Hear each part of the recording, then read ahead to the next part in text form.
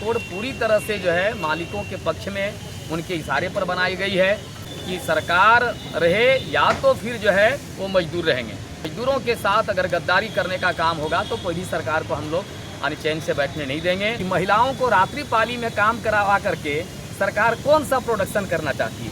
इस तरह से राजे रजवाड़ों के यहाँ दिन रात लोग रह करके काम करते थे, उसी तरह से आप फिर भी वही व्यवस्था ला रहे हैं। कॉरपोरेट कंपनियों के पक्ष में काम कर रही है। पूरे कॉरपोरेट कंपनियों का जो दुलरुआ जो सरकार है।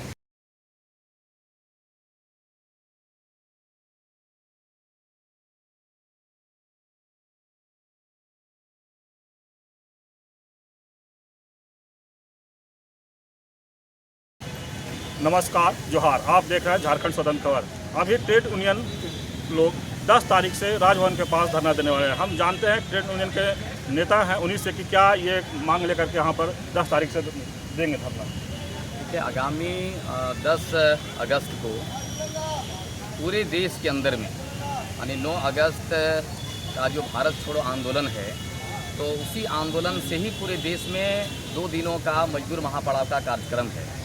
यहाँ झारखंड जैसे प्रदेश में जहाँ 9 अगस्त को आदिवासी दिवस के रूप में मनाते हैं, इसीलिए हम लोग रांची में एक दिन बाद 10 अगस्त को मजदूर महापड़ाव का आयोजन राजभवन पे करेंगे। लेकिन 9 अगस्त को धनबाद में मजदूरों का महापड़ाव होगा। पूरे झारखंड को 2 भाग में हम लोग बांट करके हज़ारों की तादाद में मजदूर महापड़ाव में भाग लेंगे। यह जो महापड़ाव का जो कार्यक्रम है, खास करके केंद्र सरकार के द्वारा जो श्रम कानून पहले से बने हुए हैं, 44 तरह के श्रम कानून थे, ये तमाम श्रम कानूनों को पूरी तरह से ख़त्म करके और 4 लेबर कोड ले आए हैं। ये 4 लेबर कोड पूरी तरह से जो है मालिकों के पक्ष में उनके इशारे पर बनाई गई है।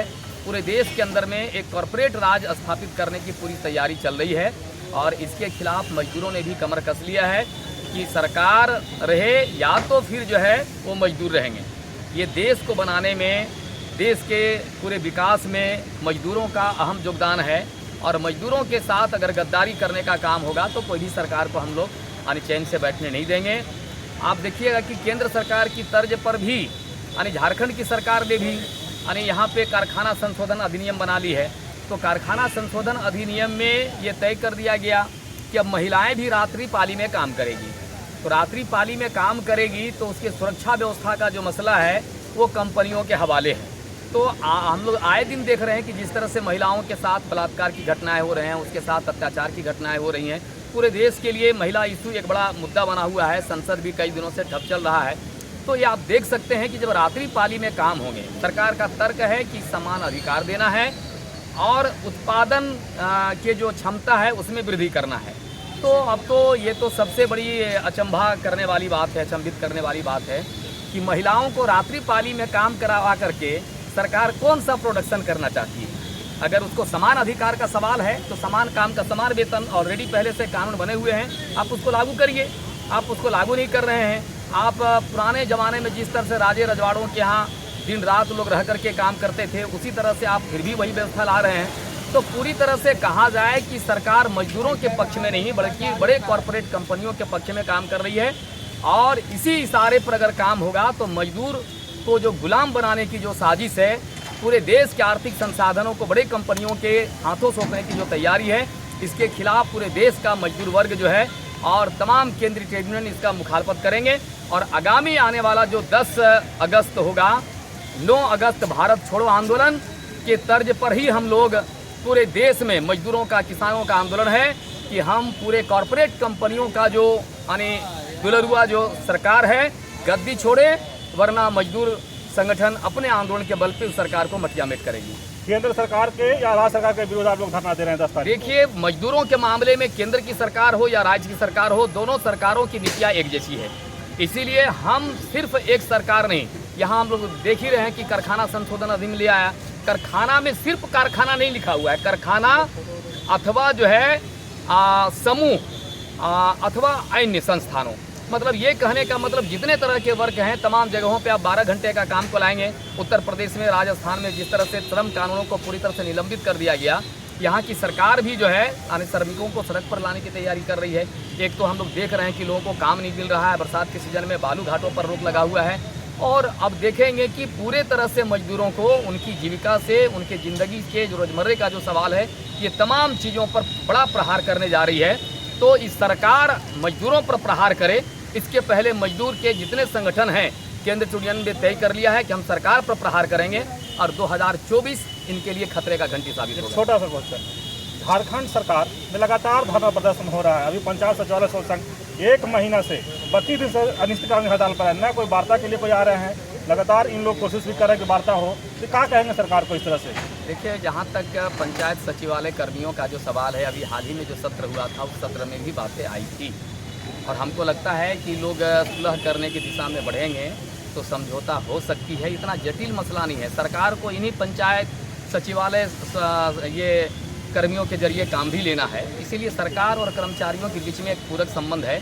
हमको लगता है सकारात्मक पहल होना चाहिए तो चीज़ें हल हो जाएगी। ये पूरी लक्षण दिख रही है। यहाँ 30 दिन से अभी तक कोई इनके पास अभी तक नहीं आया। यहाँ पर तो इधर बीच में भी बात हुई थी, वो कांग्रेस के जो मंत्री रहे हैं उन्होंने भी आकर के कहा था और बंधु तिर्की ने भी कहा था कि मामले पर जो ना ये बात हुई है और बहुत जल्द इस मामले का समाधान हो जाएगा। हमको लगता है कि दोनों पक्ष से थोड़ा सहयोग के भावना में आगे बढ़े तो मामला हल हो जाएगा।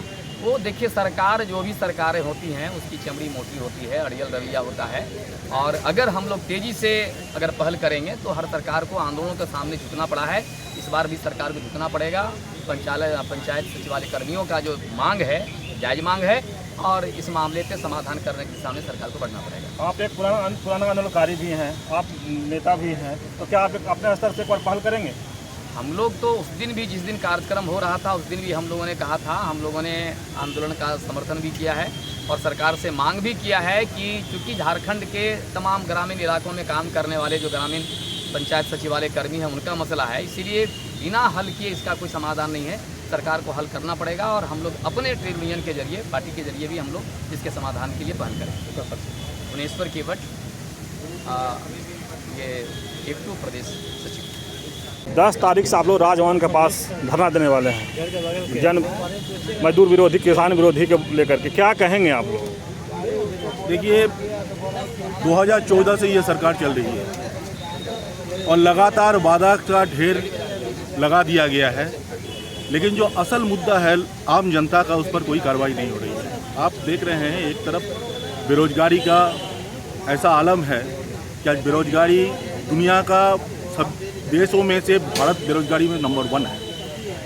अगर आप देखिए, मूल्य वृद्धि का सवाल अगर हो, प्राइस राइज का सवाल हो, उस पर कोई बात नहीं हो रही। सरकार लगातार ये बात कर रही है कि हम लोगों को 10 किलो अनाज दे रहे हैं, लेकिन सवाल है कि 10 किलो अनाज देने के लिए भी सरकार अनाजों पर जीएसटी लगाकर उसी पैसे से लोगों को पैसा दे रही है। देखिए, ये जो तरीका है, एक तरफ तो ये बात है, दूसरी तरफ मजदूर आम जनता के ऊपर जो नया श्रम कानून को संशोधन करके मजदूरों के ऊपर नकेल कसने की जो कोशिश हो रही है, और ख़ास तौर पर ईज टू डू बिजनेस, यही सरकार का मेजर एजेंडा है कि कॉरपोरेट को बिजनेस करने में कोई तकलीफ ना हो, मजदूर आंदोलन नहीं हो, चाहे वो न्यूनतम मजदूरी दे, चाहे उस पर अत्याचार हो, चाहे उसका मौत हो जाए, इस पर सरकार का कोई सरोकार नहीं है। लेकिन कॉरपोरेट को, बड़े बड़े पूंजीपतियों को काम करने की सुविधा होनी चाहिए। आप सभी को तो ये जो नीतियाँ हैं, 8 तारीख को ये नीतियों के खिलाफ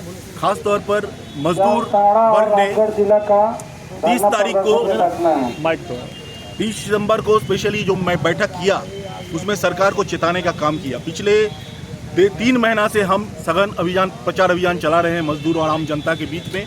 सरकार की नीति का परिवर्तन अगर नहीं होता है, चाहे कोई भी सरकार आ जाए, किसी का भलाई होने वाला नहीं है। किसके खिलाफ आप लोग राजभवन के पास धरना देंगे 10 तारीख को? देखिए, सरकार तो एक ही है जो देश की नीति बनाता है, वो है केंद्रीय सरकार। राज्य सरकार की मजबूरियां हम समझते हैं, क्योंकि जो अफसरशाही है यहाँ पर, ये तमाम केंद्रीय सरकार से अपॉइंटेड अफसरशाही है।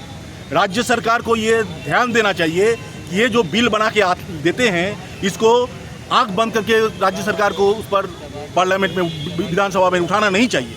इन पर उनका अध्ययन करना चाहिए, बाकी लोगों को ओपिनियन देना चाहिए, तभी आप कार्यकारी मजदूर पक्षीय, जनपक्षीय नीति बना पाएंगे। यही दुर्भाग्य है कि राज्य सरकार भी ये काम नहीं कर रही है। वो नौकरशाही के इशारे पर काम करने की कोशिश कर रही है, जो केंद्रीय सरकार का अपॉइंटेड है। इसलिए हम इस तमाम बातों को हम विरोध करते हैं और आगामी जो 10 तारीख को जो प्रोग्राम होगा उसमें झारखंड के ये बल्कि ऑल इंडिया प्रोग्राम है, सारे भारत में 9, 10, 11 3 दिन का भी महापड़ाव हो रहा है बहुत जगह पर।